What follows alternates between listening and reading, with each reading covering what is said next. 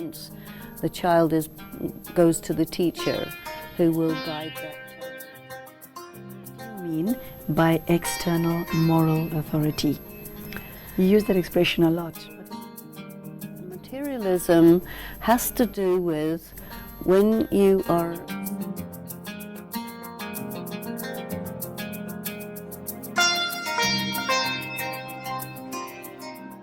Hello, it's great to have all of you back for the course in Values and Spirituality. In today's lesson, we will be looking at the subject of using your free will. Although this has come up before, this episode will pay particular attention to it because we're going to look at what free will is, how one can harness its power, and how you can use it to your own advantage. Sister Denise, a very, very warm welcome to you. Thank you. Now, Sister Denise, in the last few episodes, we looked at non-punitive methods of correction and effective language on mentality. Now we are progressing onto free will. So it's interesting to me that we're moving from behavior to words to something that is internal and internal power. I find that progression interesting. You start off with the following words: spiritual practice is successful and effective when based on guidance and the opportunity to discuss what you are learning. What does the interaction do for the adult student? You remember what we were talking about in an earlier episode about inductive learning, and you hear information, but you can only absorb so much.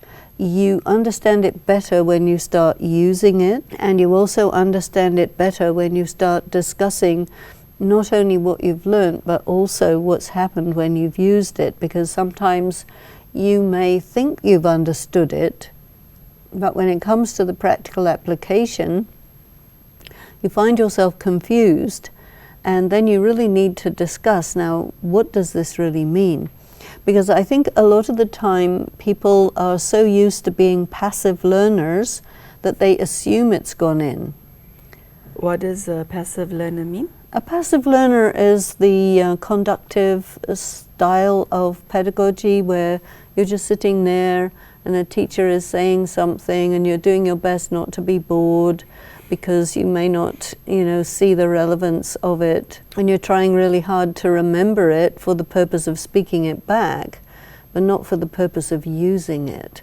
So the whole way in which we're doing this course is new, and many people, they feel, because of the feedback they've been receiving, that they don't really have the right to their free will, and they're busy thinking about what they should, have to, and ought to.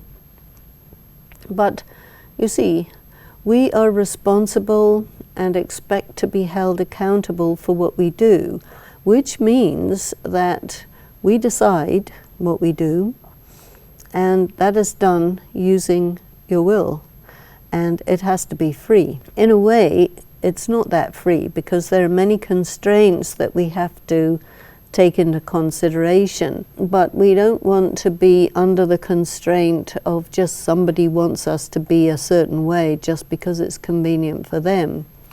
And so when we're making moral choices and decisions about what we will do next, it's just very important to take the time and just feel out and tell oneself, I am free to do this way, that way, the other way. I look at my options, I decide which is the best, and tell myself I have the right to choose that option, even if other people may criticize it, disagree with it, tell me I don't know what I'm doing.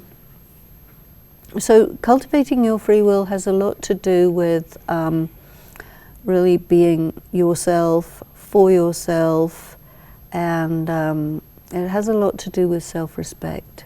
What I heard from what you just said is that you decide the person that you would like to be. That decision is not made by any other individual except you. Well, it's constantly being made by other people, but whether or not you accept it is up to you. It seems to be quite an elemental effort that one has to make, Sister Denise, very primary effort. It kind is. of underlies everything we've been talking about since the commencement of the series. And this is because in the sets of values that we're looking at, you have external moral authorities who are positioning themselves in a position of power over you, and you are taught that you don't know anything. This way, you're being given information, you're being taught the laws that govern human interaction, and you're being encouraged to make free choice, and also to consider what will be the consequences to you and to any other people involved. And so you're really putting the self in the center of stage and the external moral authorities to the side, whereas otherwise they occupy the center stage and you are affected by it. But with this different positioning, you're really much more the master. Okay, so you go on to say, each individual comes to understand how to proceed for optimal growth and personal fortitude. Taking responsibility and using your own free will are fundamental to this process. Tell us how responsibility plays a factor in this. Responsibility is very important.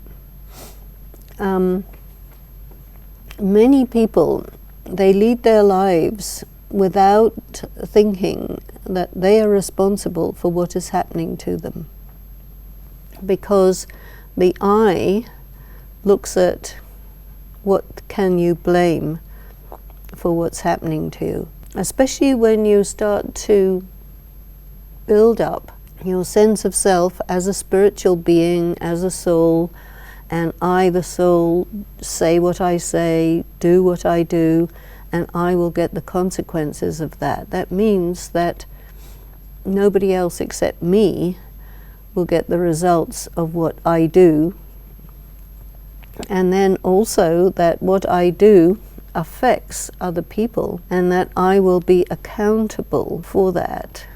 So responsibility and accountability come together, and later on in the program we're going into accountability and responsibility a great deal. But I think in the early stages we have to really start thinking that it's up to me what I do, and that whatever's happening is because of me. So I am responsible, and really learn where we tend to blame others for something that we are responsible for. Because we have to own that, and it's a very important part of the practice, that if something is happening to me, what did I do to deserve this? You see, that expression comes out, what did I do to deserve this? Well, sit down and think, and you will find that there is something you did, and that's why you deserve it. Now, do you want it?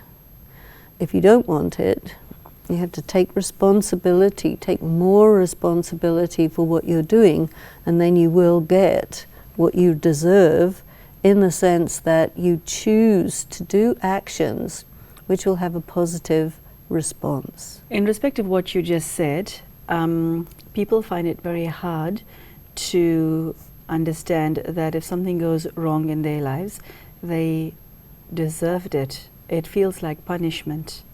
So it's hard to take, and it's hard to admit there's something that I did, not necessarily in this lifetime, to have invoked this level of punishment. It's very hard to swallow. It's a bitter pill. I think one of the important aspects of this course is that it's not just simple, easy. It's deep, it's complex, and it is life-changing. It has enormous repercussions for your future, for your lateral life, and it isn't easy to take on this level of responsibility. People like to devolve it to somebody else. You know, it's my parents' fault or this or that. In the traditional system of values, you get these hypothetical stories as a way to teach morality. And one that you hear very often is that the behavior of a child is because of how the parents raised that child. No doubt they have influenced the child, but to say that that is the only influence and devolve responsibility for the behavior to the child if it's an adult child, this is a very short-sighted, very shallow understanding. And so, of course, there are environmental, social, and circumstantial influences on everyone. But the bottom line is, I did what I did because I decided to. And to continue to use this tradition of blaming parents, circumstances, or whatever is to be blind. And this course seeks to open up your eyes so that you realize to what extent you bring it on yourself. And if you don't want that, then you have to change what you do and how you do it. And really studying the philosophy of karma means that you can decide what kind of future you want, and you can calculate what you have to do in order to get that on every level. Well, since you put it that way, it does make a lot of sense. We go on.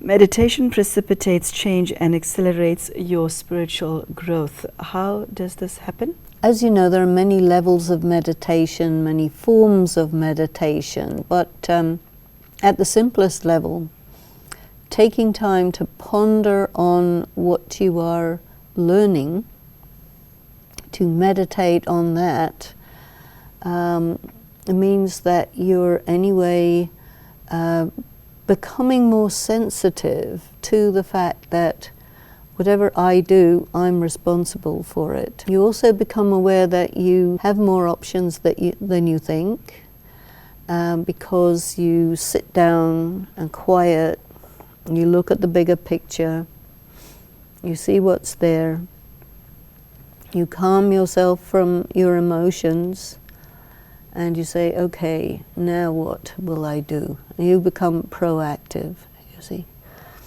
The other thing that meditation does is it enables you to absorb spiritual power. And when you absorb spiritual power, things change. Instead of saying, I can't, you realize that that's not really truthful. And it's more truthful to say, I don't want to. And that brings your will into it. I will, if I decide I will, and I won't. But I cannot say I can't, because I can. And to change your vocabulary from I can't to I won't shifts your level of honesty enormously. Because when you say I can't, it's not my fault. When you say I won't, I decided I will not do that. I will take the consequences. I really enjoyed the way you describe meditation. On page 26, it reads as follows. At this stage of the program, meditation can be interpreted as pondering in silence on the issues raised. Inner silence allows you to make decisions in a freer, more objective state of mind. So you're saying to the reader, not only should you meditate, but now you're using your meditation in your spiritual practice.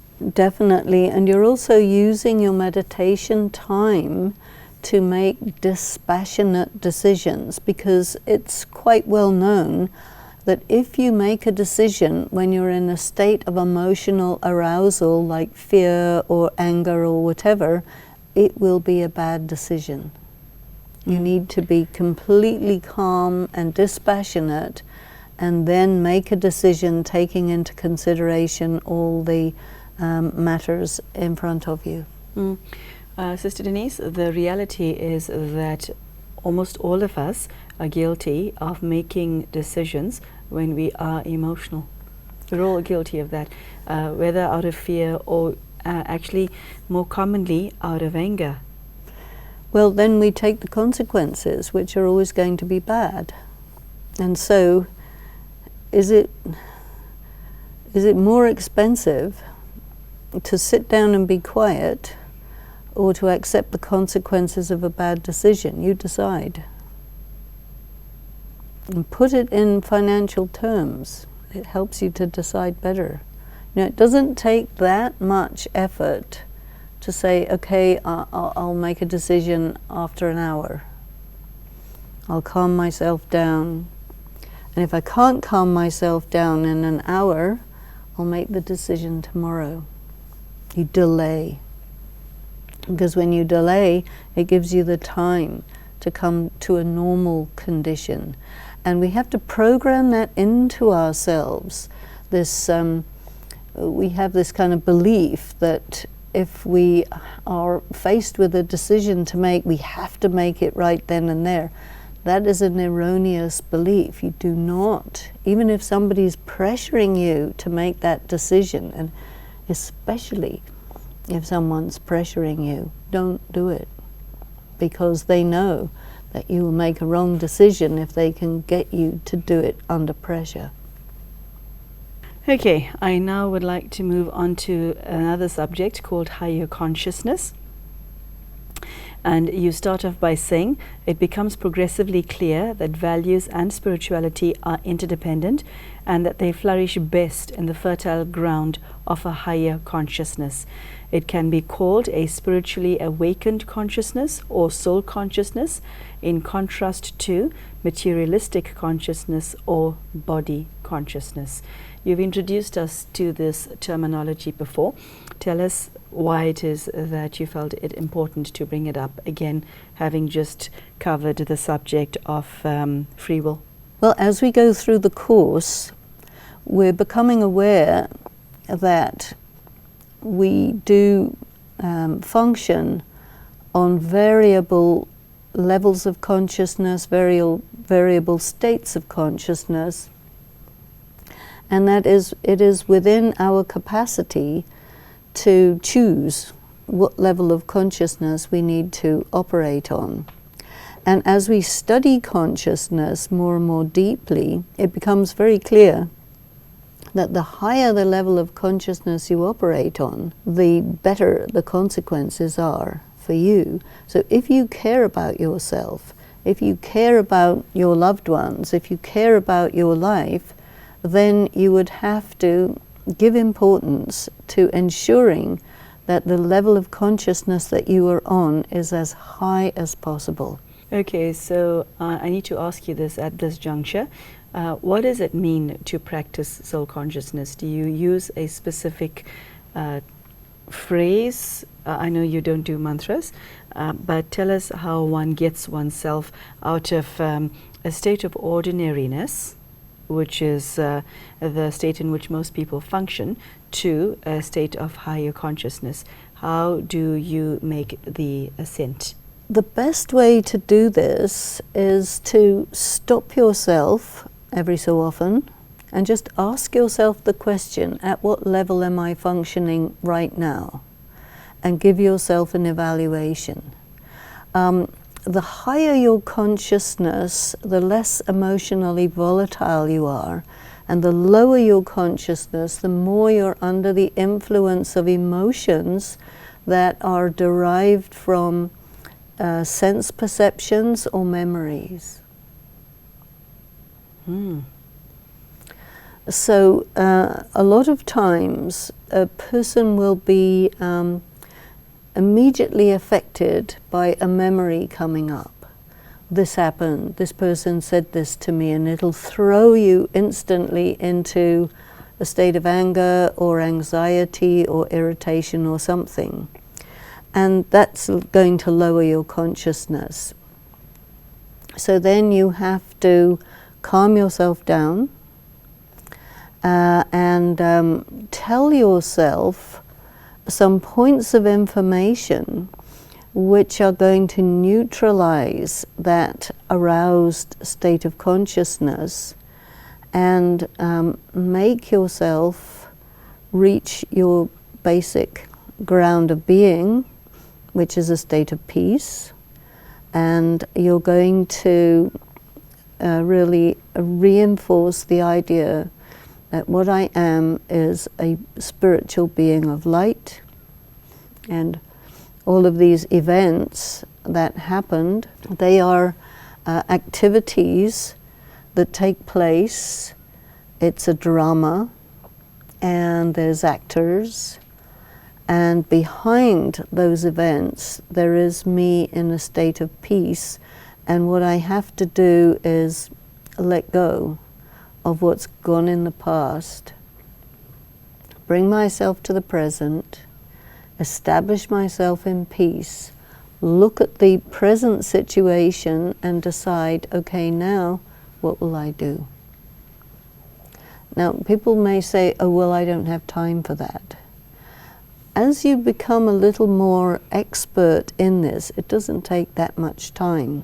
And if you think about how much time it takes to go through an anxiety attack or a worry, you know, doing this is much less time consuming than going through all of that. You go on to say, as you go further into this program, you will encounter more and more elements which form the building blocks of a higher consciousness. Each, as you've seen in the episodes we've done so far, each section contains a new information or something that you hadn't really thought about or thought about in that way. And each piece of information actually leads you to a state of being more connected with your inner being, which anyway raises your level of consciousness. You start to be much more precise in how you think and how you talk. You become more truthful to yourself. Listening to the voice of conscience is another new attribute. And we're still in the first unit of Book 2, so we haven't got very far along the course, and you can see there's quite a lot of books here, and each one contains plenty of information. I think it's a good thing to go slowly, because we have a lot of deconstructing to do. Everyone grows up with a bunch of prejudices and preconceptions, and you don't usually notice them until something comes up that challenges them. And if we're going through this slowly, we get the opportunity to notice what's coming up, how it's affecting us, to what extent am I under the influence of my upbringing, the moral authorities around me, just exactly how free am I, and so on. So these building blocks of higher consciousness come little by little.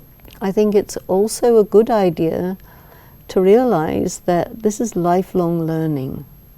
So just by reading the books one time, you skim it. By going through it slowly like this, you may take a lot of time, but you really know it by the end of it, so that you're able to live it and you're able to talk to other people about it because you understand your subject. Okay, thank you very, very much. That was very lovely to listen to. So there you have it, using your free will and higher consciousness. Sister Denise has provided us with a lot of food for thought. I would strongly encourage you to go back to these few pages in book number 2 so that you can have a deeper understanding of what was meant by these words.